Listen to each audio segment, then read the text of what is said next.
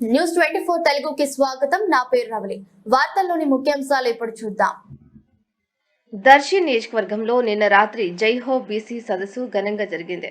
ఈ కార్యక్రమానికి దర్శి కూటమి అభ్యర్థి గొట్టిపాటి లక్ష్మి, జిల్లా అధ్యక్షులు నూకసాని బాలాజీ, ఎంపీ అభ్యర్థి మాగుంట శ్రీనివాసులు రెడ్డి తనయుడు రాఘవరెడ్డి, బీజేపీ, జనసేన, బీసీ నాయకులు, టీడీపీ నాయకులు, కార్యకర్తలు పాల్గొన్నారు. ఈ సందర్భంగా గొట్టిపాటి లక్ష్మి మాట్లాడుతూ బీసీలను జగన్ ప్రభుత్వం పట్టించుకోలేదని, పదవుల్లో కూడా అన్యాయం జరిగిందని, బీసీలకు అన్ని రకాలుగా న్యాయం చేసింది టీడీపీ అని, రాబోయే రోజుల్లో టీడీపీ అధికారంలోకి వచ్చాక బీసీలకు అన్ని విధాల మంచి చేస్తామని, రాబోయే ఎన్నికల్లో తమను గెలిపించాలని కోరారు.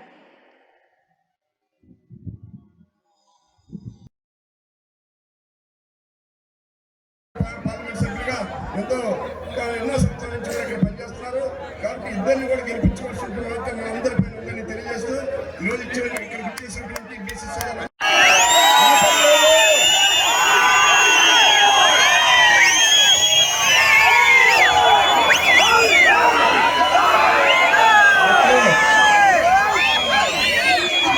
ఇక్కడికి వచ్చిన అందరికీ నమస్కారం.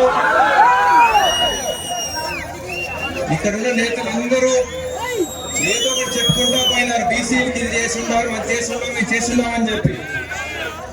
మీరు తెలుగుదేశం పార్టీకి ఓటేస్తే అవన్నీ తీసుకొచ్చి మీకు చేసే బాధ్యత మాది.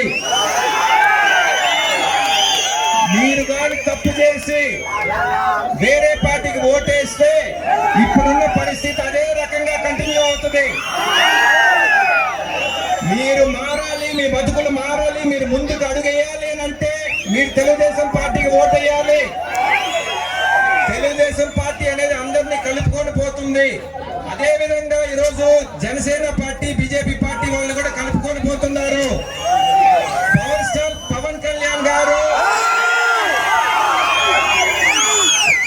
అదే ఉత్సాహం ఉండాలి. మే 13తో పవర్ స్టార్ గారిని మీరు అక్కడ చూడాలంటే, ఎమ్మెల్యేగా మీరు చూడాలంటే, చంద్రబాబు నాయుడు గారిని మీరు సీఎం గా చూడాలంటే మే 13వ తేదీ ఇదే ఉత్సాహంతో మీరొక్కరే కాదు, మీరు ఒక 100 మందికి చెప్పి 100 మందికి ఓటు ఇచ్చాలి.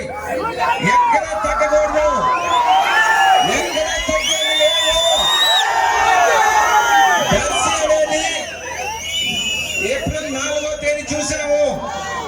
అక్కడి నుంచి లోపల స్వాగతం పలికింది. 3.5 గంటల సేపు పట్టింది లోపలికి వచ్చేదానికి. మేము గంట సేపు పడుతుంది అనుకున్నాం, కానీ 3.5 గంటల సేపు పట్టింది. మీటింగ్ ఏం జరగలేదు, అరుపులు ఎవరు చెప్పింది లేదు. ఆ ఉత్సాహం అదే నెల రోజులు కంటిన్యూ అవ్వాలి. మీరు గొట్టిపాటి లక్ష్మి గారిని మీరు ఎమ్మెల్యేగా చూడాలనుకుంటే ఉత్సాహం చేయాలి.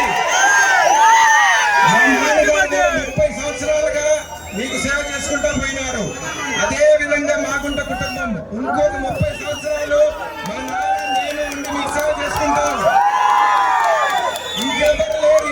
ఇన్ని రోజులు సేవ చేసుకొని పోయే కుటుంబం ఎక్కడ మీకు